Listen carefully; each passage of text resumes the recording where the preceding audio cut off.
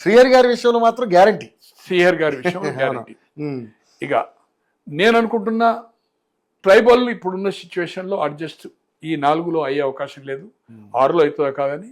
Deputy speaker కూడా vacancy fill up చేసే అవకాశం ఉంది, హౌస్ది, అసెంబ్లీది. ఇక్కడ అక్కడేమో చైర్మన్ వైస్ చైర్మన్ ఉన్నారు, అక్కడ విప్ ఉన్నాడు మహేందర్ రెడ్డి, ఆయారం గయారం వచ్చి విప్ కూడా అయ్యింది అనుకోండి. తో ఎమ్మెల్సీ మన బీఆర్ఎస్కి వెళ్ళి ఇక్కడ చీఫ్ విప్ ఖాళీ ఉంది, విప్పులను అపాయింట్ చేశారు, చీఫ్ విప్ చేయలే. ఇక్కడ ఒక బలైన వర్గాలైన మున్నూరు కాపు రిప్రజెంటేషన్, కరీంనగర్ ఉమ్మడి జిల్లాలో శ్రీధర్ బాబు ఒక బీసీ ఉన్నాడు కనుక మున్నూరు కాపు ఒకడే ఎన్నికైండు. ఆది శ్రీనివాసును చీఫ్ విప్ ఇచ్చే అవకాశం ఉందని.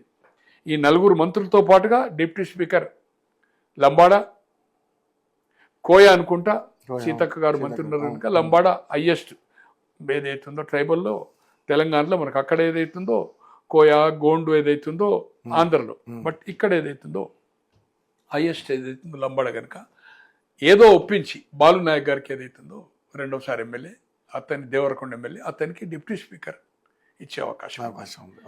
ఇతన్ని విప్ నుంచి ప్రమోషన్ ఇచ్చి చీఫ్ విప్ ఇచ్చే అవకాశం ఉంది. ఇక మిగిలింది 4 మంత్రులు. శ్రీహరి 100% పక్కా. సుదర్శన్ రెడ్డి గారికి ఉమ్మడి జిల్లా నిజామాబాద్ జిల్లాలో, అక్కడ మదన్ మోహన్ రావు అయినా వెల్మా అయింది అనుకోండి, వెల్మా ఒక క్యాబినెట్లో ఉన్నాడు, సీనియర్, గతంలో మంత్రి చేశాడు, జిల్లాను లీడ్ చేయగలుగుతాడు. ఒక లక్ష్మీకాంతరావు అని మన చుక్కల్ కాన్స్టిట్యూన్సీ ఎన్నికైంది, 3 అనుకుంటా, 3 బీజేపీ, 2 బీఆర్ఎస్ ఎన్నికైంది కదా. సో అక్కడున్న సిచ్యువేషన్లో ఉన్న పరిస్థితిలో సుదర్శన్ రెడ్డి గారికి ముఖ్యమంత్రి గారి ఛాయిస్ ఏదైతుందో అది అవకాశం ఉందని అంటున్నారు. రాజగోపాల్ రెడ్డి గారికి హామీ ఇచ్చింది కనుక ఎంపీ సీట్ అప్పుడు కూడా రేవంత్ రెడ్డి గారు కూడా ఇది గెలిపించిందంటే నేను కూడా మంత్రివర్గానికి మద్దతు చేస్తాను కనుక ఆయన గట్టిగా ఏదైతుందో అడగడం జరుగుతుంది. అతనిది కూడా అవకాశం ఉందని చెప్తున్నారు. 2 రెడ్డి 1 బీసీ. ఎస్సీలో ఇప్పుడున్న సిచ్యువేషన్లో ఈ మాలా మాదిగా ఇష్యూ అయింది కనుక ఆల్రెడీ వాళ్ళ కుటుంబం నుంచి అన్న ఎమ్మెల్యే ఉన్నాడు, కొడుకు లోక్సభకు అయ్యాడు. అతన్ని ఒప్పించేది అవుతుందో చీఫ్ విప్ అంటే నాకుండే సమాచారం, పత్రికల్లో రాలేదనుకోండి, నాకుండే ఢిల్లీ జర్నలిస్ట్ మిత్రులు 4 కానీ వేరే నాకు సోర్సెస్, కొంత పొలిటికల్ సోర్సెస్ తోటి నేను కూడా అనలిటిక్ చేసినప్పుడు నిన్న మనం ప్రోగ్రామ్ అనుకున్నాము, నిన్న మొన్న 2 రోజులు అనుకున్నాము, బట్ అనుకోకుండా నేను బెడ్ సిక్కుంటే ఈ రోజు అనుకున్నాం కనుక దీన్ని కొంచెం విశ్లేషక చేసినప్పుడు ఏదైతుందో చీఫ్ విప్ ఏదైతుందో అది కాకపోతే కాపు అతన్ని అట్లే విప్పించుకుంటూ చీఫ్ విప్ కూడా ఒక ప్రపోజల్ ఏదైతుందో ఇతనికి ఇస్తాను. ఇక ప్రేమ్ సాగర్ రావు గారు ఒక వెల్మ ఉన్నా కూడా అతనికి బట్టి గారు ఒకే మంత్రిగా మొదటి నుంచి ఆయన ఛాయిస్ ఏదైతుందో ప్రేమ్ సాగర్ రావు గారి నుంచి వకాలత్ చేస్తున్నాడు. అతను పార్టీకి కష్టపడ్డాడు, అతనికి మంత్రివర్గంలో ఇవ్వాలా, అతనికి ఆయనకున్న సంబంధం ఏందో నేను అనుకుంటున్న ఏఐసిసి కూడా ఏదైతుందో ఒక రిపోర్ట్ కూడా ఇచ్చిందని బట్టి గారు.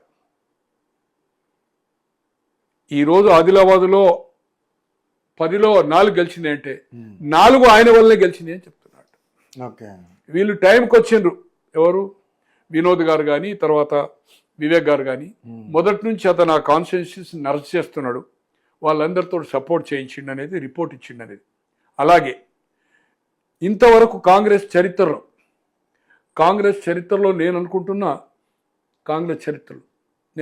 ఇప్పటి వరకు ఆయన చెప్పిన ప్రకారం ప్రేమ్ సాగర్ రావు గారు ఒక ఇంటర్వ్యూ ఇచ్చిన ప్రకారం దాదాపు 1 year ఎలక్షన్స్కు బిఫోర్ 3 months నా అంత నష్టపోయినోడు ఈ రాష్ట్రంలో ఏ ఒక్క కాంగ్రెస్ నాయకుడు లేడు. సుప్రీంకోర్టు నాకు ఫేవర్గా క్లబ్ నడుపుకుంటానికి పర్మిషన్ ఇచ్చిన చిరాన్ ఫోర్ట్ నా ఒక్క క్లబ్ను బంద్ చేసి కొన్ని రోజుల కోసం నాకు 600-700 కోట్లు ఏదైతుందో నన్ను నష్టపోయినా, దేశంలో కాదు ప్రపంచంలో కూడా ఇదే పద్ధతి ఉంది. నాది బంద్ చేసిండ్రు, వాళ్ళు బంద్ చేసిండ్రు, తర్వాత అందరికి పర్మిషన్ ఇచ్చిండ్రు. ఈ రోజు అక్కడ కంట్రీ క్లబ్ కావచ్చు, సెలబ్రిటీ కావచ్చు, అంటే ఓనర్ క్లబ్స్, సొసైటీ క్లబ్లుగా కూడా పర్మిషన్ ఇచ్చిందని ఆయన వాదన. ఆయన స్వయంగా ఇచ్చిన ఇంటర్వ్యూ మీకు ఇప్పుడు 1 నిమిషం వినిపిస్తాను. 600-700 కోట్లు నష్టపోయినాయి. ఓ. ఆయన కూడా ఏఐసిసికి ఒక నివేదిక, ఉమ్. నేను 600-700 కోట్లు నష్టపోయినా, పలు కేసులు నా మీద అయినాయి, ఇవన్నీ ఏదైతుందో బట్టి గారు కూడా ఒక రిపోర్ట్, ఉమ్. మేధావి కదా, ఇవన్నీ ఆయనకు దానికి ఒక ఎండాజ్ చేస్తూ ఆయన కూడా ఒక రిపోర్ట్, ఇంత నష్టపోయినోడు ఎవరు లేరు అవును. అనేది ఏదైతుందో బట్టి గారు కూడా ఇచ్చిందని. ఉమ్. ఇది ఏఐసిసి కన్విన్స్ అయ్యి ఉమ్. మీకు వినిపిస్తాను. భయపడలేదు. నేను ఎప్పటివరకు అయితే న్యాయంగా ఉంటారో భయపడను. రెండు ఇంకో ప్రశ్న ఉంది. ఆ ప్రశ్న కూడా సమాధానం చెప్పాలి. మొదటి ప్రశ్నకు సమాధానం చెప్పిన స్థానికులు వస్తారు, స్థానికులు ఉంటారు. రెండో ప్రశ్నకు కేసీఆర్ తో మాట్లాడుకున్నట్టు రెడీ. కేసీఆర్ తో మాట్లాడుకుని పోతాము, నాకు వీళ్ళ పర్మిషన్ అవసరం లేదు, వీళ్ళు ఎవరు పర్మిషన్ ఇచ్చే అవసరం లేదు, వీళ్ళు ఎవరు నా గురించి చెప్పడం అవసరం లేదు. పోదాల్చుకుంటే 2014 పోతుంది, ఇయ్యాల కూడా అనుకో 2014 పోతే ఇలా కంటిన్యూ ఎమ్మెల్యే ఉంది, మంత్రి కూడా ఇది కావచ్చు. అన్ని నడుతున్న వ్యాపారాన్ని సక్రమంగా నడుతుంటే ఈ రాష్ట్రంలో టిఆర్ఎస్ ప్రభుత్వం అధికారంలోకి వచ్చినాక కాంగ్రెస్ పార్టీల ఆర్థికంగా నష్టపోయింది, నాకన్నా ఎవడన్నా నష్టపోయినా చెప్పుకోండి మీరు తయారు చేసుకుని. ఇలా కాంగ్రెస్ పార్టీ ఏ లీడర్ అయినా కానీ నేను ఎంతైతే ఆర్థికంగా నష్టపోయినా ఎవరు నష్టపోలేదు. క్లబ్ కార్డ్స్ అనేది ఈ భారతదేశంలో కానీ మొత్తం ప్రపంచంలో, మన దేశంలో సుప్రీంకోర్టు ఆర్డర్ ప్రకారం ఉన్నది. నా కోసం పనిచేసి కరెక్ట్ 15 రోజుల తర్వాత కొన్ని క్లబ్లకు ఇచ్చాను, నెలల తర్వాత ఇంకో పని నడుతున్నాయి క్లబ్లు, నాదొక్కడే తప్ప.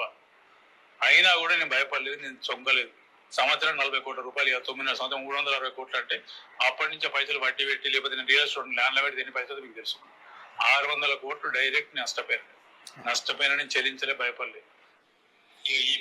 ఇది 600 కోట్ల పైన నష్టపోయిందని. ఇది అధిష్టాన వర్గం కూడా బట్టి గారు బాగా వకాలత్ చేసిండు. ఓహో 600 కోట్లు నష్టపోయాడు కనుక మంత్రి ఇవ్వాలంటే వాళ్ళు కూడా కన్విన్స్ అయ్యిండు. ఈయన కూడా రిప్రజెంట్ చేసుకున్నాడు సుప్రీంకోర్టు ప్రకారం. ఇప్పుడు ఏదైతుందో ఈ కాంగ్రెస్ ప్రభుత్వం వచ్చిన తర్వాత ఆయన జూదా గృహం నడుస్తున్నది. జూదగృహం ఎయిర్పోర్ట్ ముందు, పాత ఎయిర్పోర్ట్ బేగంపోర్ట్ ముందు నడుస్తుంది. ఎందుకంటే సుప్రీంకోర్టు కదా. అవును. కేసీఆర్ అతని మీద కక్ష కట్టి ఆపి అన్ని క్లబ్లో పర్మిషన్ ఇచ్చిండు. ఇప్పుడు కాంగ్రెస్ వచ్చింది కనుక సుప్రీంకోర్టు ఆయన షో చేసిండు, ఇప్పుడు ఇస్తుంది. ఇప్పుడు ఆ దాదాపు ఏదైతుందో 40-50 కోట్లకు ఏదైతుందో ఆయన ఐటీ కూడా కడుతున్నాడు. అంతకుముందు 10 సంవత్సరాలు ఏదైతుందో కాంగ్రెస్ ఉన్నప్పుడు ఐటీ కట్టాడు. అవును. ఐటీ రిసిప్ట్లు కూడా ఏసీ చూపిండు. బట్టి గారు కూడా ఈ ఐటీ అన్ని చూపిండు, ఇంత ఐటీ కట్టిండు ప్రభుత్వానికి.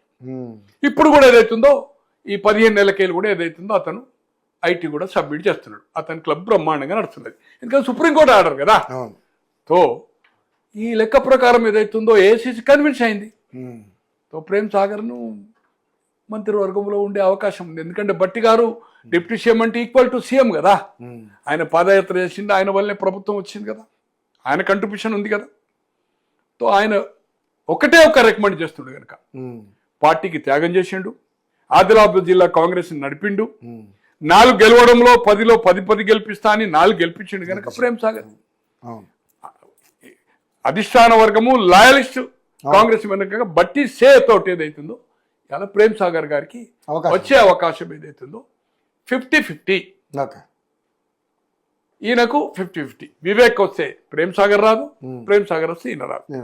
సపోజ్ వివేకే మంత్రి వచ్చిండు అనుకోండి, చీఫ్ విప్ కోసం కన్విన్స్ చేయొచ్చు. అది క్యాబినెట్ ర్యాంక్. అవును. ప్రోటోకాల్ అంతా చీఫ్ ఇప్పుడు కాదు, చెన్నారెడ్డి గారు కాలం నుంచి అజీజ్ గారు ఉండే 78 నుంచే అది పార్లమెంట్లో లేదనుకోండి. విప్పులు కానీ ఇక్కడ ఇచ్చారు ఏదైతుందో విప్పులకు కూడా ఇచ్చారనుకోండి. బట్ మోర్ అది state minister rank, cabinet rank ఏమో చీఫ్ విప్ అవుతుంది. అట్లా జరగచ్చు. ఉన్న పరిస్థితులు ఏదైతుందో సుదర్శన్ రెడ్డి గారికి నిజామాబాద్ రిప్రజెంట్ చేయాలనేది. అయినా కూడా ఈరోజు హైదరాబాద్ మల్లిరెడ్డి రంగారెడ్డి ఒక్కడే గెలిచాడు. రంగారెడ్డి ఇది ఉమ్మడి హైదరాబాద్, ఉమ్మడి రంగారెడ్డి, ఓన్లీ తాండూరు గెలిచింది. అయినా 2 జిల్లాలు వేకెన్సీ ఉంటున్నాయి. రెడ్డిలు ఆల్రెడీ ఏదైతుందో 26-28 మంది ఉన్నారు కాంగ్రెస్ పక్షాన. 65లో ఆల్రెడీ 4 ఉన్నారు. 2 కంటే ఎక్కువ ఛాన్స్ కనబడతలేదు కనుక రేపు రంగారెడ్డి జిల్లా కానీ, ఉమ్మడి రంగారెడ్డి కానీ, ఉమ్మడి హైదరాబాద్ ఇప్పుడున్న దాంట్లో బ్లాంక్ ఉండే అవకాశం ఉంది. రేపు చెప్పలేము. మంత్రివర్గము చేర్పులు కూర్పుల్లో మళ్ళా 6 నెలలకు స్థానిక సంస్థల ఎన్నికలు అయిన తర్వాత పూర్తి మంత్రివర్గం చేసినప్పుడు ఏదైతుందో జరగవచ్చు. ఏది ఏమైనా ఇట్ ఈజ్ అండర్ కన్ఫ్యూజన్. బాగా కన్ఫ్యూజన్ అంటే ఏదైతుందో మాదిగకి ఇవ్వాలనుకున్నప్పుడు 5-6 ఉన్నారు. నల్గొండలో వీరేశం ఉన్నాడు, లక్ష్మణ్ కుమార్ ఉన్నాడు, లక్ష్మీకాంతరావు జుక్కల్ ఉన్నాడు, తర్వాత మన సామ్యాల్ ఉన్నాడు, మందులు సామ్యాలు.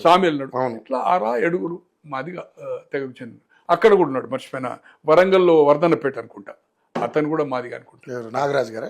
నాగరాజు అనుకుంటా. మొత్తం 6 మాదిగా ఉన్నారు. తో ఏది ఉన్నా జట్లంగా ఉంది. పూర్తి మంత్రివర్గం అనేది ఏ పరిస్థితిలో జరిగే అవకాశం లేదు.